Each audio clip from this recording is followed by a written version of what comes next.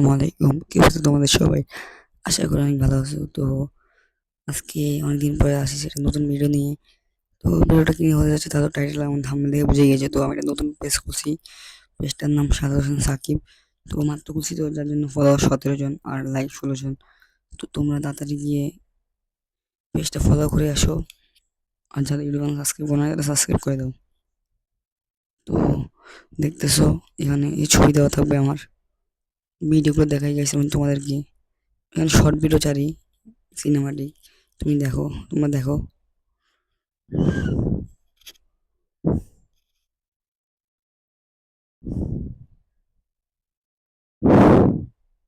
তো এগুলাই।